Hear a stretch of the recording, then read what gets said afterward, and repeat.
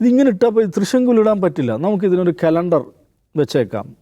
ഗവർണർക്ക് കിട്ടിയാൽ ഇത്ര ദിവസത്തിനുള്ളിൽ ചെയ്യുക, രാഷ്ട്രപതിക്ക് ഇത്ര ദിവസത്തിനുള്ളിൽ ചെയ്യുക. അങ്ങനെ അതൊന്ന് ക്ലാരിറ്റി വരുത്തുമ്പോൾ ക്ലാരിറ്റി വന്നതുകൊണ്ട് എന്ത് നഷ്ടമാണുള്ളത്?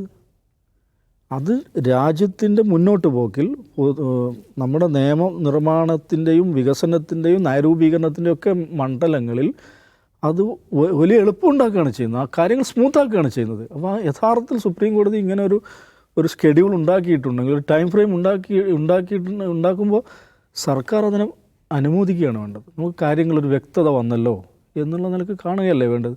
അത് കാണാതെ അതിനെ തുരങ്കം വെക്കാൻ എന്തൊക്കെ ചെയ്യാൻ പറ്റുമെന്നാണ് ആലോചിച്ചത്.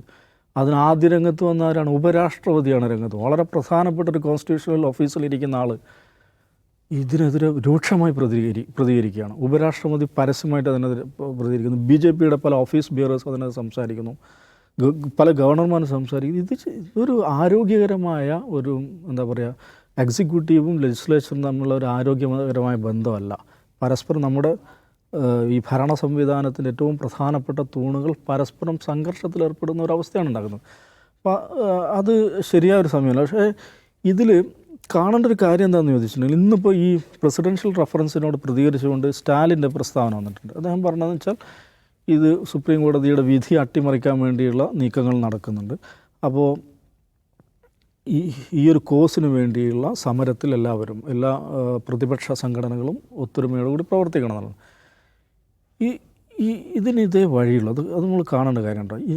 ഇന്ത്യ എന്ന് പറയുന്ന ഒരാശയം നോക്കൂ, നമ്മുടെ ഭരണഘടനയുടെ ആദ്യ വാചകം India that is Bharat is A union of States എന്നുള്ളതാണ്. എന്ന് പറഞ്ഞാൽ അതിൻ്റെ അർത്ഥം എന്താണ്?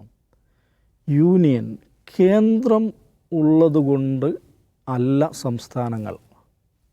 സംസ്ഥാനങ്ങളാണ് എന്തിനെ യൂണിയനെ ഉണ്ടാക്കിയത്. ഈ യൂണിയൻ ഉണ്ടായത് എങ്ങനെയാണ്? സംസ്ഥാനങ്ങളിലൂടെയാണ്. എന്ന് പറഞ്ഞാൽ നമ്മുടെ പൊളിറ്റിയുടെ, നമ്മുടെ രാഷ്ട്രഘടനയുടെ അടിസ്ഥാന സത്തയാണ് ഈ ഫെഡറലിസം എന്ന് പറയുന്നത്. അതിനെ തുരങ്കം വെക്കുന്ന സമീപനങ്ങൾക്കെതിരെ അത് നിസ്സാര കാര്യമല്ല, അത് ഗുരുതരമായിട്ടുള്ള കാര്യമാണ്. അങ്ങനെ ഇതിനെ നശിപ്പിക്കാൻ വേണ്ടി എന്തെല്ലാം സാമാന്യമായ പരിധികളും ലംഘിച്ചുകൊണ്ട് എന്തെല്ലാം ചെയ്യാൻ പറ്റുമോ അതെല്ലാം ചെയ്തു നോക്കുകയാണ് BJP ഭരണകൂടം, കേന്ദ്ര ഭരണകൂടം.